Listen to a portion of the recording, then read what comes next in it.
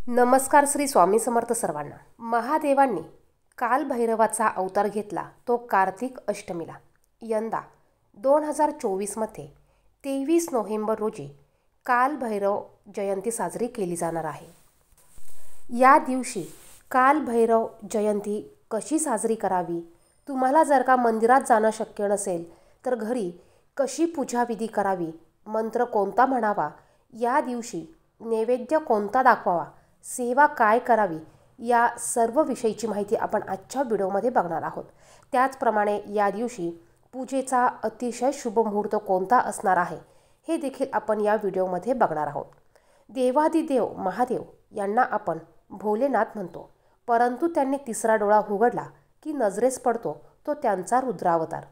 असेच शत्रूच्या संहारासाठी त्यांनी धारण केलेले एक रूप म्हणजे कालभैरव। कालभैरव जयंती शनिवारी 23 नोव्हेंबर रोजी साजरी केली जाणार आहे।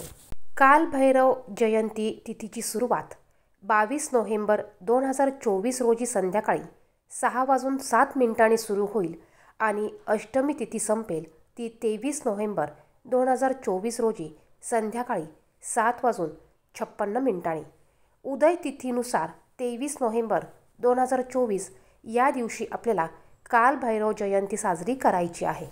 त्याचप्रमाणे या दिवशी आपल्याला नैवेद्य कोणता दाखवायचा आणि नंतर त्याचं काय करायचं आहे। त्याचप्रमाणे या दिवशी काही भक्त उपवास देखील करत असतात। कालभैरव जयंती किंवा कालभैरवांची सेवा केल्यामुळे आपल्या जीवनात असलेले अडथळे हे नष्ट होतात, आपल्या जीवनात अडकलेले कामे पूर्ण होण्यास मदत होते। त्याचप्रमाणे आपल्या जीवनात शांती, सुख, आनंद लाभतो।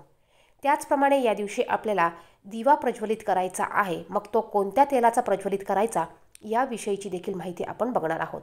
त्याचप्रमाणे आपण जो शुभ मुहूर्त बघणार आहोत, या मुहूर्तामध्ये जर का शक्य झालं तर आपण या मुहूर्तामध्ये काही सेवा उपाय करायचा आहे, पूजा करायची आहे। कारण बघा, काही अशी विशिष्ट तिथी किंवा वेळ असते, त्या वेळेमध्ये जर का आपण काही सेवा उपाय पूजा केल्या की त्याचं फळ हे आपल्याला अधिक पटीने जास्त मिळत असतं। तसं पाहिलं तर आपण संपूर्ण दिवसभर कालभैरव जयंती ही साजरी करू शकतो, पूजा विधी मंत्र उपासना साधना करू शकतो, परंतु शक्य झाल्यास आपण या शुभ मुहूर्तामध्ये पूजा किंवा सेवा करण्याचा प्रयत्न करायचा आहे। कार्तिक महिन्याच्या कृष्ण पक्षाच्या अष्टमी तिथीच्या दिवशी भगवान शंकराने कालभैरव अवतार घेतला होता, म्हणून या दिवशी कालभैरव जयंती ही साजरी केली जाते। आता या दिवशी आपल्याला सकाळी लवकर उठायचं आहे। सकाळी लवकर उठल्यावर आपल्याला घर दार आपलं अंगण स्वच्छ करून घ्यायचं आहे। उंबरठ्यावर हळदीचं लेपन हे आवर्जून करायचं आहे। प्रत्येक विशिष्ट तिथीला उंबरठ्याला हळदीचं लेपन करायचं आहे। दरवाजाला आपल्याला आंब्याच्या पानांचं तोरण लावायचं आहे। तुम्हाला 11 पानं मिळाली तर 11 पानं घ्या, 7 पानं घ्या, 9 पानं घ्या, पण उंबरठ्यावर हळदीचं तोरण हे तुम्हाला आवर्जून लावायचं आहे। यानंतर आपल्याला आपल्या देवघरातील पूजा विधी करून घ्यायची आहे। शक्य झाल्यास अंघोळीच्या पाण्यामध्ये या दिवशी थोडंसं गंगाजल किंवा गोमतीर पाणी टाकून या पाण्याने तुम्हाला अंघोळ करायची आहे। त्यानंतर देवपूजा करून घ्यायची। देवपूजा झाल्यानंतर आपण कालभैरव जयंती साजरी करू शकतो किंवा तुम्ही संध्याकाळी केली तरी चालणार आहे। आता प्रत्येक विशिष्ट तिथीला जर का आपण हळदीचं लेपन, घराच्या बाहेर थोडंसं पाण्यात हळद गोमूत्र टाकून याचा सडा, आंब्याच्या पानांचं तोरण लावलं तर यामुळे आपल्या घरात सकारात्मकता येते। बघा, जी काही निगेटिव्ह ऊर्जा असते ती नकारात्मक ऊर्जा सर्व निघून जाते आणि आपल्या घरातील वातावरण हे सकारात्मक पॉझिटिव्ह राहतं। यासाठी आपण प्रत्येक विशिष्ट तिथीला सणाला ह्या गोष्टी करायच्या आहेत। त्यानंतर बघा, कालभैरव हे महादेवांचे अवतार असल्यामुळे आपल्या सर्वांच्या देवघरात शिवलिंगही असतेच। या दिवशी आपल्याला देवपूजा करत असताना शिवलिंगावर पाण्याने, त्यानंतर दुधाने, पंचामृताने, पुन्हा स्वच्छ पाण्याने आपल्याला अभिषेक करून घ्यायचा आहे। कालभैरवांची पूजा आपण महादेवांच्या स्वरूपात देवघरात करू शकतो। यानंतर आपल्याला शिवलिंग जिथे जागा असेल त्या ठिकाणी आपल्याला ठेवून द्यायची आहे। महादेवाच्या शिवलिंगाला आपल्याला भस्म अर्पण करायचं आहे, पांढरी फुलं, बेलपत्र अर्पण करायचे आहेत, कापसाची वस्त्रमाळ अर्पण करायची आहे। बघा, महादेवांना हळदी कुंकू न लावता पांढरी शुभ्र कापसाची वस्त्रमाळ अर्पण करायची आहे। यानंतर आपण बाजरीची भाकरी, वांग्याचं भरीत, कांद्याची पात याचा नैवेद्य आपल्याला देवघरात दाखवायचा आहे। यानंतर तुम्हाला 11 वेळा कालभैरव अष्टक म्हणायचं आहे।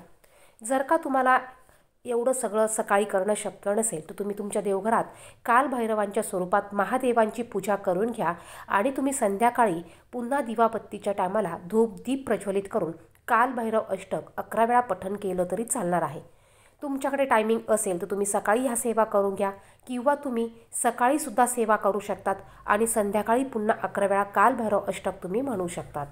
आता पूजा झाल्यावर आपण देवघरात एक तेलाचा दिवा लावणार आहोतच. त्याचप्रमाणे आपल्याला महादेवाच्या शिवलिंगासमोर एक मोहरीच्या तेलाचा दिवा लावायचा आहे. तुम्ही पंती जरी घेतली तरी चालेल, तुम्हाला त्यात मोहरीचं तेल घालायचं आहे आणि हा एक दिवा आपल्याला महादेवांच्या शिवलिंगासमोर आवर्जून लावायचा आहे. आता यानंतर तुम्हाला जर का कालभैरवांच्या मंदिरात जाऊन पूजा करायची असेल तर तुम्ही जाताना काय काय बरोबर घेऊन जायचं आहे. तुम्हाला कालभैरवांच्या मंदिरात हे संध्याकाळी जायचं आहे. दुपारी 4 वाजेनंतर तुम्ही कालभैरवांच्या मंदिरात जायचं आहे. जाताना तुम्हाला तिथे देखील एक मोहरीचा तेलाचा दिवा लावायचा आहे. त्यामुळे तुम्ही मोहरीचं तेल एक पंती घेऊन जायची आहे. बरोबर तुम्हाला एक नारळ आणि खडीसाखर घेऊन जायची आहे. जर का तुम्ही नैवेद्य केला असेल तर तुम्हाला बाजरीची भाकरी, वांग्याचं भरीत, कांद्याची पात हा नैवेद्य देखील बरोबर घेऊन जायचा आहे. तिथे गेल्यानंतर सर्वात अगोदर आपल्याला आपण जी पंथी नेली आहे यामध्ये आपल्याला मोहरीच्या तेलाचा दिवा प्रज्वलित करायचा आहे. त्याचप्रमाणे आपल्याला थोडेसे काळे उडीद घेऊन जायचे आहे. हे काळे उडीद आपल्याला कालभैरवांना अर्पण करायचे आहे.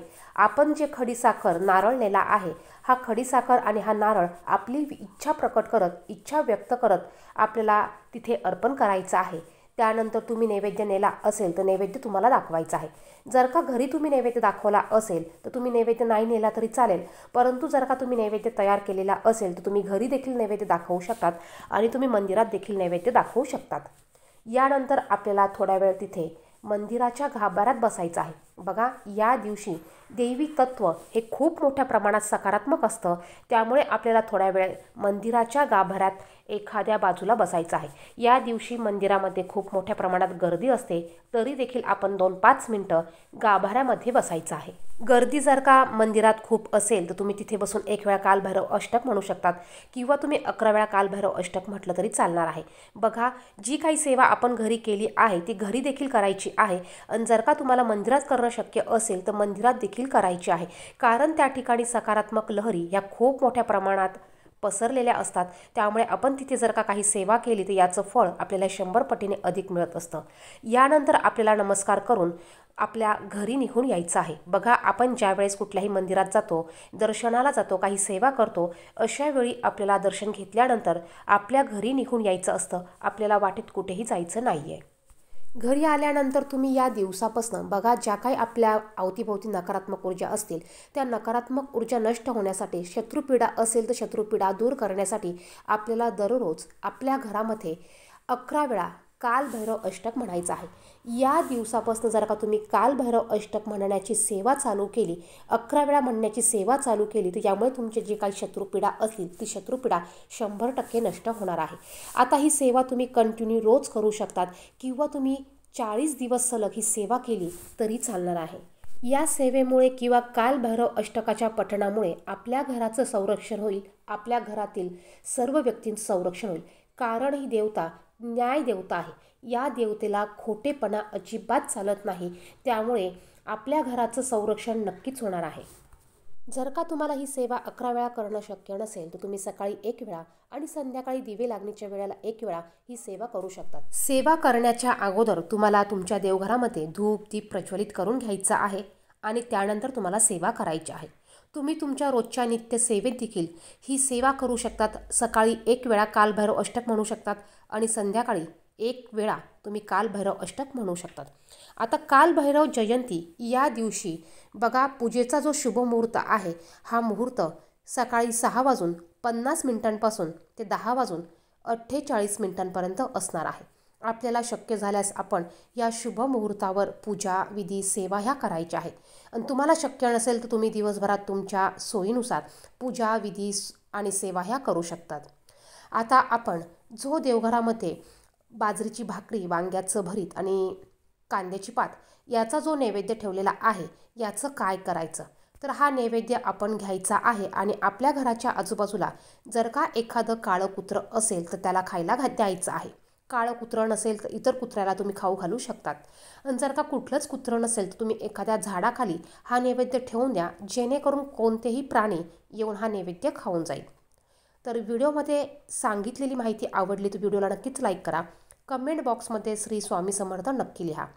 या व्यतिरिक्त जर का तुमचे काही प्रश्न असतील तर कमेंट बॉक्समध्ये नक्की विचारा. आणि या पद्धतीने आपण काल भैरव जयंती ही साजरी करू शकतो. धन्यवाद.